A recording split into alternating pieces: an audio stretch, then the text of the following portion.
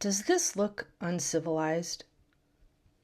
Who decides what civilization is? Native dwellings were integrated fully into the landscape and climate of the locale. Site-specific by nature, often harsh, yet ancient buildings were one with the sediment, the sun, shade, water, and vegetation. Life depended upon it. It was a two-way exchange, a reciprocity, a communion. The trees themselves were lightning rods of the great spirit of life, known to all be Christmas trees all of the time, though under different wording. They were protectors and receivers, transmitting not only food, stability, and shelter, but light and connection. They were the ones ruling the top of the hill, preventing erosion and shielding from attack by weather or people. Not the noble few who scraped the mountain tops clean for their domain, for their statement to all others living below. The dwellings were cool in the summer and warm in the winter, according to well-calculated aspect that comes from living with the land, which is happy to support forms of life in such dynamic exchange. The spirit grows here, not just of the human dwellers, but that of plant, animal, and sprite, the genius loci of the place, the layered wisdom that accrues from such awareness, care, and resourcefulness. This is far from uncivilized. This is genius. And where we get ourselves in trouble is believing that any living thing, people, place, animal, element, is less than. The disconnection problem's biggest red flag is the belief that a people is stupid or not as intelligent and demeaned as less than, so much so that their killing and hatred towards becomes justified, or worse, forgotten.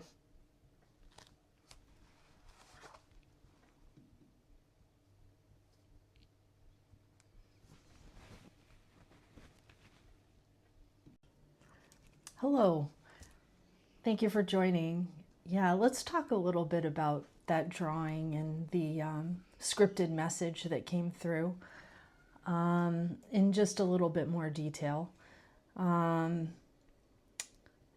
We'll do some contemplation around some of the themes that came through, that came up for examination.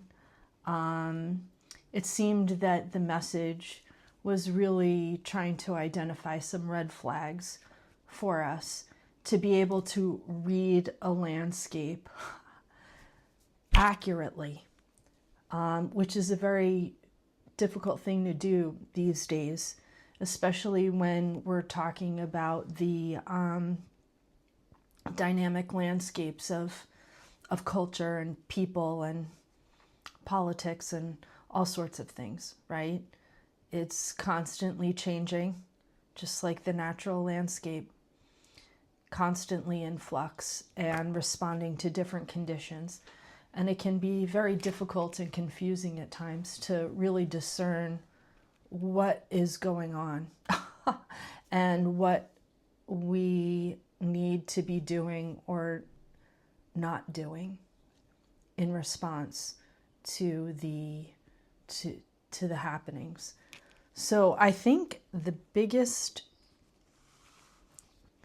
message of this transmission is really, let's take a look at this drawing, right?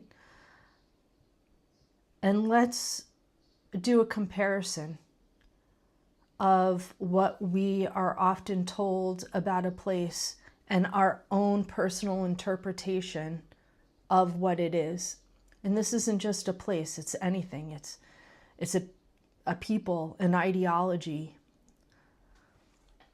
an issue, a value, anything, a staple, a resource. that affects us all and that we are dependent upon, quite frankly, here as humans on Earth, right? So that's why it's critical to talk about these things and to think about these things further than just what we are told. So when looking at the drawing, to me, when I look at this, I see a very integrated. Here, I'll hold it up for a second again. Here we go. I see a very integrated environment. The dwelling units are built into the hillside, facing the sun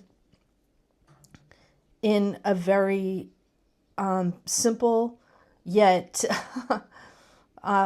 often forgotten response to how to maximize the benefits of the sun, which is very much needed for life, right? So let's come up with some adjectives that would describe this way of building in response to the elements of life, right?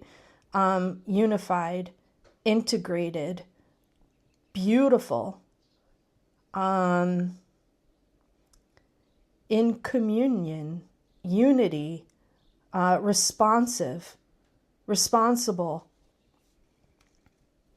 There isn't a hierarchy here. There's an equality, an equanimity. It's natural. It's cultural. All of the elements are here of life. And what was coming through was reminding us that it's not just water, sun, air, and earth, but it's also spirit.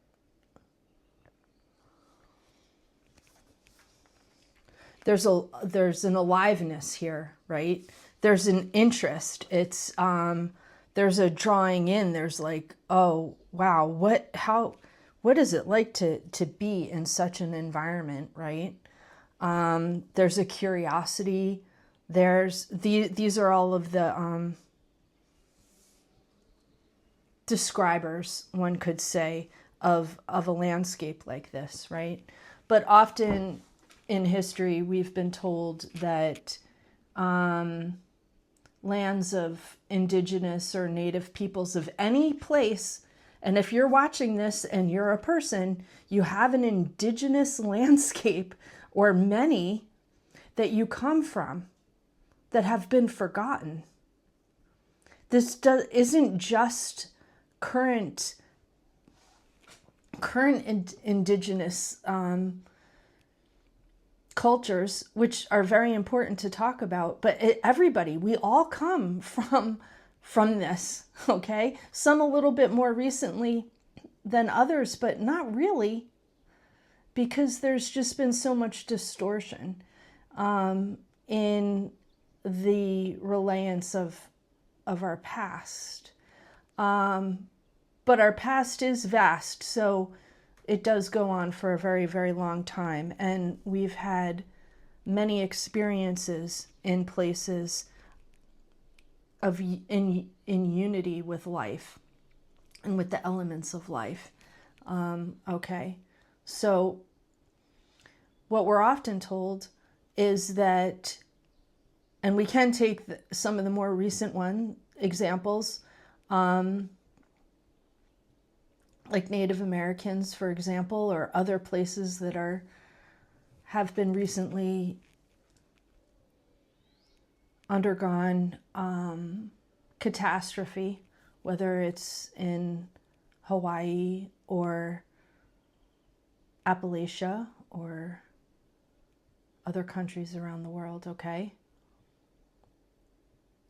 One of the most precious things is this layering of cultural wisdom over time of people in place, right? And it roots people, it strengthens people, and it gives a spirit to the people and the place. And this really can carry life so when this is interrupted, it causes a lot of chaos and confusion for people. And when we don't know what our roots are, we can be constantly searching, upended, and further disconnected. So this is all really about the power and significance of connection, of true connection, of organic connection, of connection to spirit, our spirit, right? The spirit of life, what animates everything. So what we're often told about these indigenous landscapes is that the people there, living there, were uncivilized, backwards, out of touch, all sorts of things, right? I'm umming a lot when trying to talk about that because it's so uncomfortable. It's not true. It's a way of my being telling me that what I'm saying isn't true. It just really is not true. So let's compare that list of descriptors, right? One to the other. And they don't match. When we look at this landscape and we're told, ugly, backwards, unintelligent, stupid, uncivilized, less than, right? We need to use our own discernment and our own judgment to be able to look at that and say, no, it's actually beautiful, integrated, unified, and in support of life. I mean, many of these sites are, right? I mean, they're World Heritage sites now, right?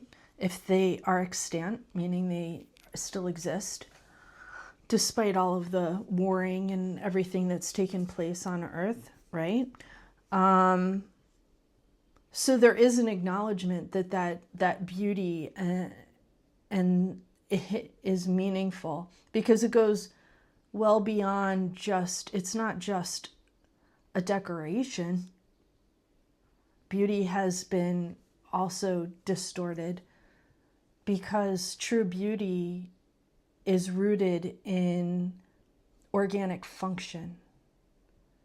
And when it's connected to nature, our true nature, the nature of Earth, our home, it's beautiful. So we need to be able to do that comparison for ourselves. What do we see? How do we interpret it when we really contemplate it within our hearts versus what we're told? Because if we just follow what we are told without doing the other, then we are on a train of potential demise. I think I'm going to leave it there. All right, loves. Many blessings to you. And thank you. And you can find my links below if you're interested in learning more about my offerings. Okay. Mwah.